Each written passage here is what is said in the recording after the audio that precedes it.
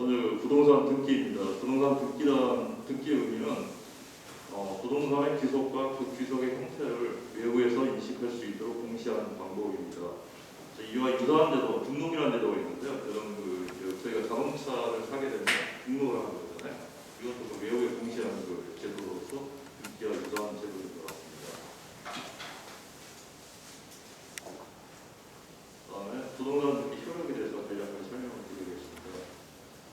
부동산 등기 효력은 권리 변동적 효력, 그다음에 대항력, 그다음에 손익 확정적 효력, 그다음에 권리 추정적 효력이 있습니다. 이런 효력에 대해서 더 자세하게 설명을 드리도록 하겠습니다. 저는 이게 익숙치 않아요. 먼저 권리 변동적 효력입니다. 물권의 변동은, 즉 물권 변동이라고 하면은 물권의 발생, 그다음에 변경, 소멸을 의미합니다. 물권의 변동은 등기해야 하면 그 효력이 발생한다는 겁니다. 한 가지 예를 들면 저희가 소유권 이전을 하지 않습니까? 근데 소유권 이전도 소유권 이전 등기를 해야만 그 효력이 발생한다는 겁니다. 그다음에 두 번째 효력은 대항력이 있습니다. 대항력이라는 의미는 이미 발생하고 있는 법률 관계를 제3자에 대하여 주장할 수 있는 효력, 즉 힘을 말하는 겁니다. 여기서 그 대항이라는 의미가 어떤 효력이나 힘을 의미하기 때문에 예를 들자면 그 임대차 계획에서 임차인이 가진 대항력이라는 게 있습니다. 그래서 임차인이 가지는 대항력이라는 것은 내가 계약한 보증금과 그 다음에 계약 기간을 보호받을 수 있는 권리를 주장할 수 있는 힘이라고 말씀을 드리겠습니다. 그래서 예를 들면은 제가 어떤 집에 임대차 계약에 들어가 있습니다. 근데 그 집 주인이 바뀌는 겁니다. 양수인이 새로운 양수인이 나타나는 겁니다. 그러면은 이게 대항력이 없는 경우에는 그 새로 바뀐 양수인한테 내 권리를 주장을 못한다는 겁니다. 근데 대항력을 갖고 있으면은 새로운 집주인이 바뀌더라도 그 새로운 집주인한테 내가 가지고 있는 권리, 그러니까 내가 가지고 있는 권리라 하면은 내 보증 금액하고 내 그 계약 기간 이를 주장할 수 있는 권리를 가질 수 있는 게 대항력입니다. 그다음에 순위 확정력 효력이 있는데요. 이건 어떤 거냐면은 동일한 부동산에 경합하는 권리가 여러 개가 있을 때 그 권리는 그 등기된 순위, 등기된 전후에 따라서 결정이 된다는 점입니다. 그 다음에 네 번째 권리 추정적 효력이 있는데 이 권리 추정적 효력은 뭐냐면은 등기가 되어 있으면 그 등기가 적법한 등기 원인에 의해 등기가 이루어진 것으로 추정을 한다는 겁니다. 이 권리 추정적 효력하고 연관된 게 등기의 공신력이라는 게 있습니다. 그래서 공신력이란 뭐냐면은 등기를 믿고 거래한다는 비록 그 등기가 진실한 권리 관계에 합치되지 않는다 하여도 거래한 자의 신뢰를 보호하는 등기의 효력을 등기부 등본의 공신력이라고 합니다. 그러니까 외형을 믿고 거래한다는 보호하는 겁니다. 이건 거래의 안정을 구하기 위해서 인정되는 제도인데 저희 나라는 등기의 공신력이 인정이 되지 않고 있습니다. 그 이유는 이 등기 공무원의 권한 자체가 형식적인 권한이 주어지지 않기 때문에 등기의 공신력은 인정되지 않고 있습니다. 하지만 이제 저희가 이 부동산 거래를 할 때는 그래서 어떤 그 소유 관계라든가 이런 부분에 대해서 저희가 잘 파악을 하고 거래를 해야 될 이유가 여기에 있는 겁니다. 간단하게 그 등기부등본의 효력에 대해서 살펴봤습니다. 다음에는 등기부등본의 구성에 대해서 말씀드리도록 하겠습니다. 잘 아시겠지만 등기부등본은 크게 표제하고 같고 을구로 되어 있습니다. 혹시 여기 계신 분 중에서 지금까지 등기부등본을 한 번도 안 보신 분 계세요? 내가 등기부등본 한 번도 본 적이 없다. 다 한 번 정도는 보셨을 겁니다. 그래서 이 등기부등본은 토지로 갖고 물고 이렇게 되어 있는데 토지로는 그 토지 건물 표시에 관한 상황입니다. 나중에 제가 실제 등기부등본을 가지고 좀 더 자세하게 설명을 해드리도록 하겠습니다. 그 다음에 갑부는 대한민국의 소유권에 관한 상황이 나와 있습니다. 갑부, 그 다음에 소유권 외에 가압류나 가처분 등이 표기가 되어 있을 수가 있습니다. 여기에서 이제 소유권 개념은 여러분 잘 아시겠고 가압류나 가처분 개념은 나중에 어떤 집행을 갖다 보존하기 위한 그런 사전적 조치를 말하는 겁니다. 그래서 가압류 같은 경우는 받을 돈에 대한 권리를 확보하는 절차이고 가처분은 부동산에 대한 처분 자체를 못하도록 하는 절차입니다. 그래서 집행을 나중 보존하기 위해서 미리 해둔다는 것에서 동일하지만 그 개념은 약간 차이가 있습니다. 예를 들어서 제가 관우 예를 하나 들어보도록 하겠습니다. 어떤 경우 관우를 할 필요성이 있냐면, 예를 들어서 제가 여기 앞에 계신 김장희 사장님한테 제가 빌려드린 걸로 하겠습니다. 제가 돈을 빌려드렸습니다. 차용이 없고 제가 돈을 빌려드렸는데, 만약 사장님이 저한테 그 빌려준 돈을 안 갚게 될 경우는 저는 그 돈은 채권을 확보를 해야 되잖아요. 근데 가만히 보니까 사장님께서 아파트를 한 채를 가지고 계시는 겁니다. 아파트. 근데 제가 파악을 해보니까 물론 이제 실제 재산이 더 많으시겠지만 지금 사장님이 보유하고 계시는 유일한 그 아파트입니다. 그럼 제가 제 채권을 확보를 하려면 김상희 사장님이 가지고 계시는 아파트를 강제 경매를 시켜야 됩니다. 그래서 거기서 회수해서 제가 제 채권을 확보를 해야 하는데, 만약에 강제 경매를 제가 실행을 하려고 하면 그냥 하는 게 아닙니다. 법원에 소송을 해야 됩니다. 소송을 해서 채무 명의를 획득을 해야 됩니다. 그 이후에 압류를 하고 경매를 통해서 제가 배당을 받아서 제가 채권을 회수를 해야 되는데, 그 기간 자체가 굉장히 오래 걸릴 수가 있죠. 그러면 그 사이에 예를 들어서 사장님이 제가 내 부동산에 대해서 경매를 하려고 하는구나, 이런 사실을 알게 되면 예를 들어서 사장님께서 그 부동산을 다른 사람한테 처분할 수도 있는 거죠. 네? 그렇게 되면 나중에 내가 어떤 실제적으로 내가 그 채권을 회수할 수 있는 채무 명의를 획득을 하더라도 제가 채권을 회수를 못하는 그런 경우가 발생이 되는 겁니다. 그래서 그러한 경우를 미연에 방지하고자 일단은 소송하기 전에 가압류를 먼저 해놓고 소송하는 그런 일상에서 이러한 예를 제가 실시하고 있는 겁니다. 죄송합니다. 선생님 갑작스럽게 앞에 눈에 제가 보여서 예를 들었는데 죄송합니다. 그래서 가압류는 일상생활에서도 빈번하게 우리가 이용하는 그런 제도입니다. 그 다음에 을부 같은 경우에는 소유권 이해 권리에 대해서 표기가 되는 겁니다. 그래서 가장 대표적인 게 우리가 저당권, 그 다음에 전세권들이 을부에 표기가 되는 겁니다. 그래서 그 부동산에 은행에서 저당을 잡히지 않거나, 그러니까 예를 들어 대출을 받지 않거나 아니면 내가 전세권을 설정해 주지 않은 이상 을부는 표기가 안 돼 있습니다. 그래서 토지와 가구는 어느 부동산이 됐든가 다 나타납니다. 을부는 저당권이나 전세권 유무에 따라서 나타날 수도 있고 나타나지 않을 수도 있는 겁니다. 그 다음에 이제 등기된 권리의 순위에 대해서 간략하게 설명을 하겠습니다. 그러니까 같은 구에서 예를 들어서 가구는 가구, 을부는 을부에서는 그 순위 번호라는 게 있습니다. 그 순위 번호에 의해서 권리의 순위가 결정이 되는 겁니다. 그 다음에 다른 구 예를 들어서 가구하고 을부하고 비교를 할 때는 그 접수 번호가 있습니다. 그러니까 그 등기를 갖다가 접수한 일자에 나오는 접수 번호가 있는데 접수 번호에 의해서 순위가 결정이 되는 겁니다. 그래서 이제 예를 들어 을부 같은 경우는 이 저당권이 뭐 여러 개가 설정이 될 수가 있는 거죠. 그 순위 번호가 1번, 2번 이렇게 나와 있습니다. 그래서 그 순위에 의해서 권리가 확정이 된다는 겁니다. 그래서 이게 이제 실제 그 등기부 등본의 샘플입니다. 그래서 이 등기부 등본은 저희 나라는 토지와 건물이 별개 부동산입니다. 그래서 토지 등기부 등본, 건물 등기부는 별도로 나와 있는데, 저희가 흔히 아파트나 빌라, 연립주택 같은 경우는 집합 건물이라고 합니다. 그래서 이 집합 건물 같은 경우에는 토지와 건물이 일체형으로 되어 있습니다. 같이 나와 있는 거죠. 그래서 이제 흔히 저희가 많이 볼 수 있는 아파트 등기부 등본을 제가 샘플로 한번 준비를 해봤습니다. 그래서 이 집합 건물 같은 경우에는 토지가 두 개가 있습니다. 한 동에 가는 건물의 표시가 되어 있고, 그 다음에 전유 부분에 대한 건물의 표시가 되어 있습니다. 그래서 보시게 되면 여기 이게 이제 한 동에 가는 건물의 표시입니다. 그래서 이걸 보시게 되면 뭐 1층부터 29층까지 이 건물의 내역에 대해서 이렇게 나와 있는 겁니다. 그 다음에 이 대주권의 표시인 토지 면적이 여기 나와 있습니다. 그래서 여기 보시면 면적이 한 29,000 평방미터 이렇게 나와 있습니다. 이것은 아파트 이제 전체에 대한 면적이겠죠. 그 다음에 이제 보시면 이건 전유 부분의 건물이 표시가 안 상황입니다. 그래서 이것은 몇 층 몇 호에 대해서 나와 있고, 여기 보시게 되면 84. 평방미터 이렇게 나와 있습니다. 그래서 이 면적은 뭐냐면 그 전유 부분, 그러니까 예를 들어서 이게 내 아파트가 내 아파트에 해당하는 면적을 표시를 하는 겁니다. 그래서 여기 84.9 평방미터는 이제 평으로 환산하게 되면 한 25.7평 정도 이렇게 되는 아파트입니다. 그러니까 우리가 흔히 그 말하는 32평 정도 아파트는 등기부등본 떼려면 전유 면적이 이 정도 표시가 되어 있습니다. 그러면 면적이 안 났잖아요. 그 차이는 뭐냐면 공유 부분입니다. 그래서 우리가 총 분양 면적은 전유 부분하고 공유 면적이 포함된 거죠. 근데 등기에 보시게 되면 공유 부분 면적은 안 나와 있는 겁니다. 그래서 이렇게 전유 부분 면적이 나와 있고요.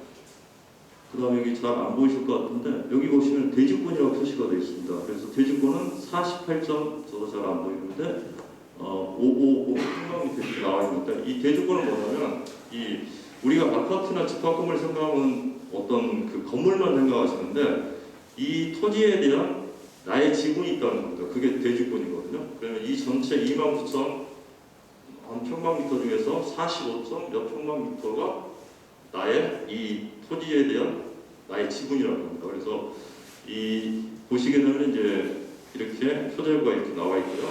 그 다음에 보시게 되면 이 가구 부분이 나와 있습니다. 그래서 가구는 아까 설명드린 소유권에 관한 설명이죠. 소유권에 관한 부분인데 여기 보시면 이게 이제 순위 번호거든요. 여기는 2번이죠. 1번이 있었다는 겁니다. 1번. 근데 1번은 표기가 안 되고 2번 이게 소유권 이전에 해서 접수 등기 원인이 있는데 여기 보시면은 등기 원인을 보시면은 2012년 5월 18일 그 다음에 매매 그러니까 매매 원인에 의해서 이 소유권 이전이 됐다는 겁니다.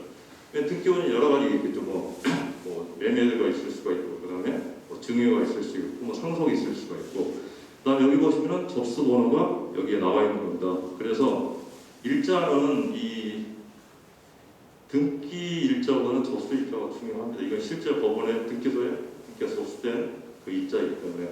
그다음에 여기에 나와 있는 소유자를 갖다가 아까 이제 권리 추정 계획을 설명을 드렸잖아요. 이 사람이 이 건물에 대해 이 아파트에 대한 적법한 소유자를 우리가 추정을 한다는 겁니다.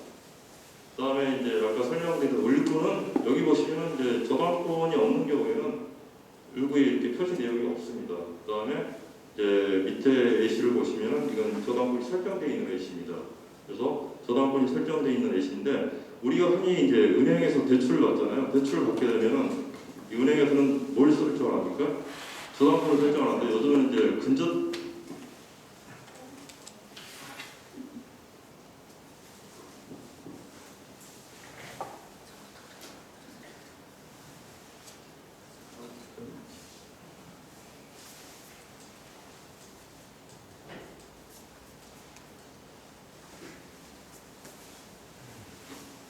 죄송합니다. 이 근저당권을 설정하는데 근저당권 개념은 저당권의 일종인데 어떤 개념이냐면 여러분들 그 은행의 마이너스 통장 개념을 보시면 됩니다. 그러니까 한도를 정해놓고 그 한도 범위에서 채권을 증감을 시키는 겁니다. 그래서 근저당권도 마찬가지입니다. 여기 보시면은 그 채권 최고액이라고 표기가 되어 있습니다. 그러니까 채권 최고의 의미는 뭐냐면은 내가 받는 대출금의 120에서 한 130%를 여유 있게 설정을 하는 겁니다. 그래서 그 채권 최고의 범위 내에서 채권 증감을 계속 시킬 수 있다는 거죠. 그래서 나중에 만약에 이 부동산이 빚을 갚지 못해서 만약에 이 부동산이 경매 처리가 됐을 때 여기에 순위권자는 채권자는 이 채권 최고의 범위 내에서 채권을 회수할 수 있는 그런 개념입니다. 그래서 요즘엔 저당권을 설정하지 않고 대부분 다 뭐 100% 다 근저당권을 설정하는 겁니다. 그래서 이제 등기부등본의 간략히 살펴봤고요. 그다음에 두 번째 그 주택 임대차 보호법에 대해서 간략하게 설명을 드리도록 하겠습니다. 여기 보시면은 이제 주택 임대차 보호법은 이 임대차에 관해서 민법의 특별한 규정을 정하는 특례 규정이라고 보시면 됩니다. 그래서 민법은 우리 일상생활의 재산관계나 가족관계를 규율해 놓은 법입니다. 그래서 이 민법의 재산관을 보면은 그게 물권법하고 채권법하고 나눠져 있습니다. 그래서 이 물권하고 채권에서 좀 개념을 어느 정도 이해를 하시고 하셔야지만 주택 임대차 보호법이 왜 제정이 됐는지 아실 수 있기 때문에 간략하게 설명을 드리도록 하겠습니다. 이 물권은 항상 채권보다 우선합니다. 그다음에 물권은 지배권입니다. 특정 물권을 배타적으로 지배할 수 있는 권리이고, 그다음에 채권은 청구권입니다. 채무자의 어떤 권리를 청구할 수 있는 권리입니다. 그다음에 물권은 절대권, 그러니까 공시되면 모든 사람에게 권리를 주장할 수 있고, 채권은 그 특정한 상대방에 대해서 권리를 주장할 수 있는 겁니다. 그다음에 물권은 대물권이고, 그다음 채권은 사람에 대한 권리, 대인권입니다. 그다음 물권은 배타성이 있습니다. 그러니까 등기를 하게 되면 독점적 권리를 받을 수 있는 거고요. 그 다음에 이건 강행 규정입니다. 강제로 지켜야 되는 규정입니다. 그 다음에 채권은 비배타적이고 임의 규정입니다. 그래서 물권의 가장 대표적인 전세권이 있고요. 채권의 대표적인 임차권이 있습니다. 그래서 임차권은 전세권 설정이 되어진 임대차 관계는 임차권으로 이해를 하시면 됩니다. 그래서 이 채권의 물권화라는 개념보다는 보시다시피 물권하고 채권은 물권이 채권 형식 우선하고 그 다음에 물권이었을 때만 내가 보호받을 수 있는 그런 게 붙었습니다. 그래서 이 임차권은 채권이죠. 그러게 되면 주택임대차법에서 말하는 임차권은 이 보호받는 게 굉장히 그러니까 주택임대차법이 말하는 그 임차권이 아니라 일반적으로 우리가 임차권 같은 경우 보호받을 수 있는 이 범위가 굉장히 좁다고 생각하시면 됩니다. 그래서 주택임대차법에서 이러한 채권을 갖다가 물권화 시켜주는 제도를 주택임대차보호법이라고 보시면 됩니다. 그래서 임차인의 권리를 강하게 만들어 놓은 법이 주택임대차보호법인데 이런 이제 주택임대차보호법을 이해하기 위해서 몇 가지 그 기본의 개념을 알고 계셔야 됩니다. 그래서 먼저 대항력입니다. 대항력은 내가 내 권리를 누구한테 주장할 수 있는 그런 권리라고 말씀드렸습니다. 그래서 이 대항력을 갖추려면 간단합니다. 그 주택의 인도, 그러니까 입주를 하고 그 다음에 그 전입 신고를 하시게 되면 됩니다. 그렇게 되면 2일 오전 0시부터 그러니까 내가 오늘이 4월 4일이잖아요. 그럼 내가 그 집에 오늘 만약에 전입 신고를 하게 되면 4월 5일 0시부터 대항력이 생기는 겁니다. 그럼 내가 대항력을 갖고 있다는 것은 내 권리를 갖다가 제3자 누군가에게 주장할 수 있는 권리를 획득한다는 그런 개념입니다. 그래서 일단 대항력의 개념이고요. 그다음에 두 번째 보시면은 그 우선 변제권이라는 개념이 있습니다. 이 우선 변제권의 개념은 뭐냐면 만약에 내가 살고 있는 주택이 경매가 들어갔을 때 일반 채권자나 그다음 후순위 권리자에 비해 우선적으로 내가 배당받을 수 있는 권리입니다. 그래서 이 우선 변제권을 가지려면 어떤 요건을 구비를 해야 되냐면 두 가지 요건을 구비를 하셔야 됩니다. 이게 좀 잘못되어 있는데요. 첫 번째 대항력권입니다. 방금 설명드린 대항력을 갖춰야 되고 그 다음에 두 번째 확정일자를 갖춰야 됩니다. 확정일자. 확정일자는 제가 뒤에 간단하게 다시 한번 설명을 해드리도록 하겠습니다. 그래서 이 두 가지 요건을 구비하면 우선 변제권을 갖는다. 근데 언제부터 우선 변제권이 생기냐면은 이 우선 변제권은 대항력권을 기본으로 하는 겁니다. 그래서 일단은 이게 기본이 되어 있어야 됩니다. 확정일자를 갖추게 되면 확정일자 받은 날에 바로 우선 변제권이 생기는 겁니다. 그럼 예를 들어서 내가 오늘 만약에 전입신고를 하고 전입신고를 한다 동시에 확정일자를 받아놨다 하면 언제부터 우선 변제권이 생길까요? 4월 4일날 내가 전입신고를 하고 그 다음에 확정일자를 오늘 같이 동시에 받았습니다. 언제 우선 변제권이 생기는 겁니까? 4월 예, 역시 처음부터 정확히 말해주세요. 왜냐하면 제가 설명드린 대로 이 우선 변제권은 기본이 대항력권을 갖추고 있어야지만 되는 겁니다. 그래서 확정일자는 오늘 만약에 받게 되면 4월 4일부터 바로 효력이 생기는 겁니다. 근데 대항력은 언제부터 발생되는 거죠? 4월 5일 0시부터 발생되는 겁니다. 그래서 대항력권과 확정일자 중 늦은 날에 우선 변제권이 생긴다고 저희 표시가 되어 있는데 그래서 일단 대항력권을 갖춘 다음에 나중에 확정일자를 받게 되면 확정일자 받은 날 바로 대항력이 생기는 겁니다. 그러니까 이거 쉽게 말씀드리면 내가 우선 변제권을 갖는다는 의미는 내가 임대차 계약을 들어갔는데 집주인이 예를 들어서 내가 전세권 설정을 받으면 집주인의 동의가 협조가 필요합니다. 근데 집주인이 협조를 안 해주더라도 내가 우선 변제권을 가지고 있으면 우선 변제권이 발생된 일자부터 내가 그 집에 전세권을 설정해 놓은 것 똑같은 효력이 있다는 겁니다. 그러니까 아까 이제 주택임대차법에서 이런 그 채권의 물권화 이런 개념의 우선 변제권을 이해를 하시면 되는 겁니다. 그다음에 이제 확정일자는 이러한 의미가 있는 겁니다. 주택임대차 계약서가 존재하고 있음을 증명하는 법률상에 인정되는 일자입니다. 그래서 확정일자는 그냥 가까운 주민센터나 여기 뭐 출장소, 그다음에 지방보험이 그 지원, 그다음에 등기소에 가셔서 받으실 수가 있는 겁니다. 그다음에 이제 이 주택임대차법에서 가장 이제 중요한 제도인데 소액임차인의 최우선 변제권입니다. 말 그대로 최우선 변제권은 어떤 권리 우선해서 내가 최우선적으로 변제를 받을 수 있다는 겁니다. 그러니까 이게 언제 이런 개념이 들어가냐면 내가 예를 들어서 그 집에 그 임차에서 살고 있는데 만약에 그 집이 경매가 들어갔을 때 이제 최우선 변제권의 개념이 생기는 건데요. 이 최우선 변제권은 내가 가지고 있는 보증금의 일정 부분을 갖다가 어떠한 권리보다 우선해서 가장 먼저 받을 수 있는 권리를 최우선 변제권이라고 합니다. 그래서 이런 최우선 변제권을 받으려면 이 경매 기입 등기 전, 그러니까 경매가 진행된다는 기입 등기 하기 전에 계약 요건을 갖춰놓으면 됩니다.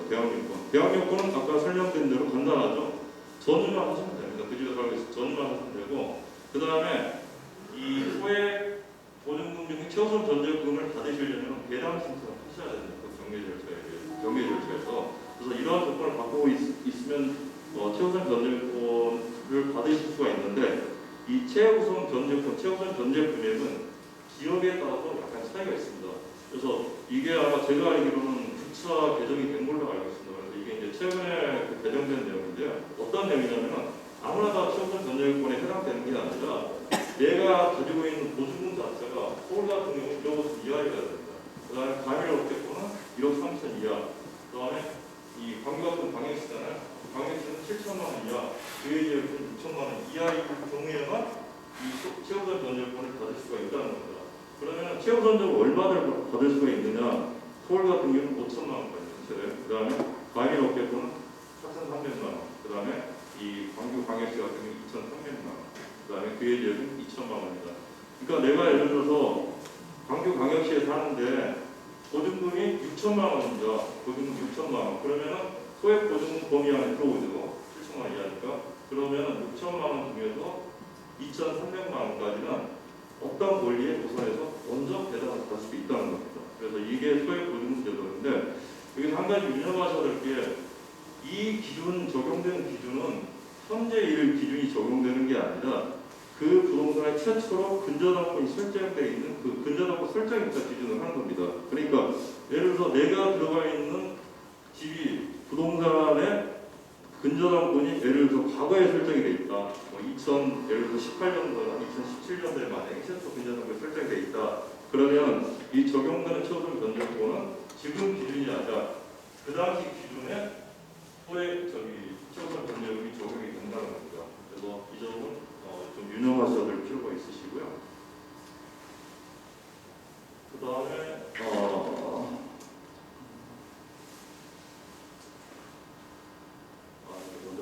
임차권 등기 제도라는 게 있습니다. 이 임대가 끝났습니다. 끝났는데 집주인이 임대보증금을 반환을 하지 않고 있습니다. 근데 내가 다른 집에 지금 이사를 가야 됩니다. 이렇게 굉장히 난감하시죠.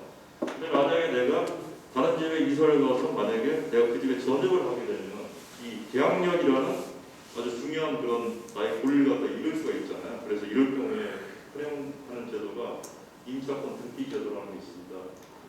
한번 읽어드리면, 임대차가 끝나는 보증을 반환하지 못한 경우 임차주택의 소재지 관할 법원에 단독을 신청하게 되면 이 임차권 등기 제도를 신청해 오시면 계약력과 우선 변동이 그대로 유지되는 그런 제도입니다. 그래서 이런 제도가 있다는 걸 설명드리고요. 그다음에 최근에 그 주택임대차보호법을 좀 강화하는 그 임대차 3법이라는 게 지금 시행이 되고 있습니다. 그래서 임대차 3법의 내용은 요즘에 이게 좀 되게 말이 많더라고요. 그래서 저도 이제 요즘에 어떤 그 논의되는 내용은 제가 자세히 보는데 간략하게 임대차 3법에 대해서는 설명을 드리는 거겠습니다. 그래서 임대차 3법은 크게 여기 보시면 계약 갱신 청구권하고 그 다음에 전월세 상한제, 그 다음에 전월세 신고제 이런 게 있습니다. 그래서 내용을 살펴보면요, 계약 갱신 청구권은 1회가 보장이 되는데 지금 임대차 계약 기본 계약이 몇 년입니까? 지금 기본적으로 2년이죠. 그래서 일단 2년의 임대차 계약이 끝날 경우에 임차인이 원할 경우에 기본 임대차 기간에 2년을 더 연장할 수 있는 권리가 계약 갱신 청구권입니다. 근데 이것도 예를 들어서 집주인, 임대인이 내가 직접 들어가 살겠다면 이 계약 갱신 청구권도 보장이 안 된다고 하더라고요. 그래서 이 계약 갱신 청구권이라는 게 있고요. 그 다음에 전월세 상한제 제도라는 게 있습니다. 계약갱신 청구권을 통해서 연장이 되는 경우 임대료 상한율을 5% 제한하는 제도가 전월세 상한제도고요. 그 다음에 전월세 신고제도가 있는데 이 전월세 신고제도는 서울이나 수도권, 세종시, 광역시, 시에서 시행되는 제도입니다. 그 보증금 6천만 원 또는 월세 30만 원을 넘는 모든 계약을 지자체에 신고를 해야 되는데 임차인이나 임대에 모두 신고를 하는 그런 제도입니다. 근데 2022년 5월 30일까지는 그 계도 기간으로 되어 있습니다. 그래서 그냥 간략하게 저희들이 그 일상생활을 하는데 상식적으로 좀 알고 계시지는 않은 부동산에 관한 그런 내용들을 몇 가지 더 간단하게 정리해서 말씀드렸습니다. 네, 이상으로 마치도록 하겠습니다.